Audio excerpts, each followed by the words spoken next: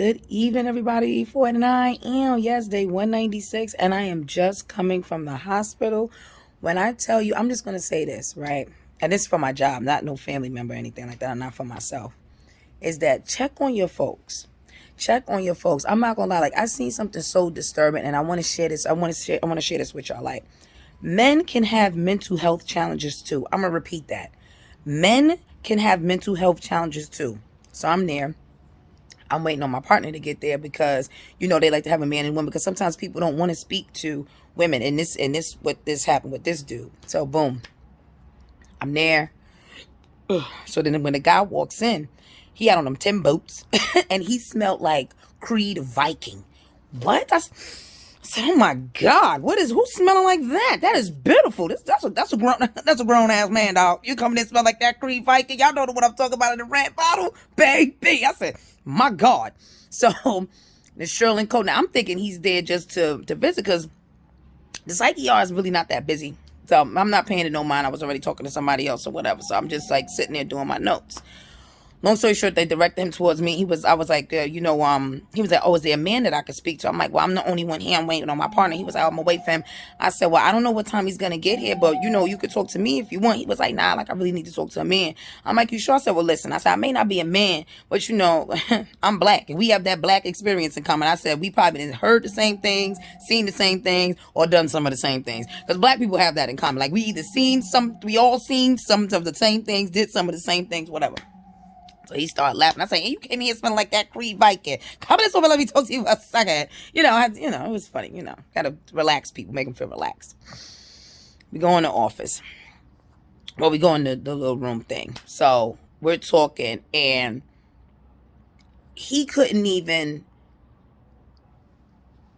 how can I put this? Like it was a struggle for him to say exactly what he was going through and what he was feeling. But this was the coup de grace right here. I don't know who let this lady in. I think this was either his girlfriend or the mother of his kids, right? One of the other. I didn't even get to them having kids because they walked out. It was a whole sugar honey iced tea show. Boom, check it out. We're gonna speed this up. So she like, yeah. He a PUSSY, female dog, F out of here, going for broke. And see, I can't say what her experience is, how she experiences him.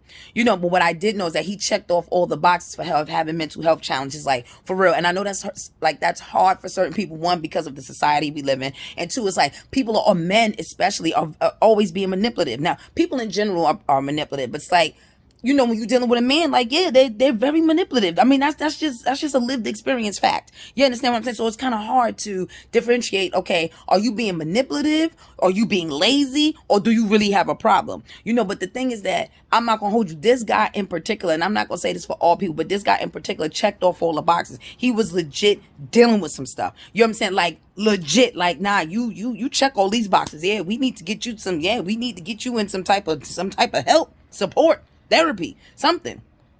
And it's just so sad that men don't feel comfortable, like, being honest, like, yo, like, I feel depressed, or I feel anxious, or these are my thoughts, this is what I've been feeling and thinking, without people looking at you crazy. And I would say this, like, everything is not for everybody. You cannot tell everybody that. You understand what I'm saying? You cannot, and this go for men and women, you cannot tell everybody what you're going through, because some people are ignorant to certain things like that. They've grown up in a certain era. They don't get it. Or not even if they grown up in this era, they look at you, oh, you weak, you this. You don't need all of that. Get you some help. And it's like, I'm a woman, so I'm always going to be team woman, right? But I'm also team community. You know what I'm saying? Like, make somebody feel comfortable enough to tell you that, because you would be surprised people walking around here that want to kill themselves every day. Since I've been working in this field, I have witnessed 7 suicides. 7. And out of the 7, 5 of them were men. You understand what I'm saying? So it's just like, the numbers don't lie. And especially, like, I'm not going to hold you this. People have seasonal depression. You know what I mean?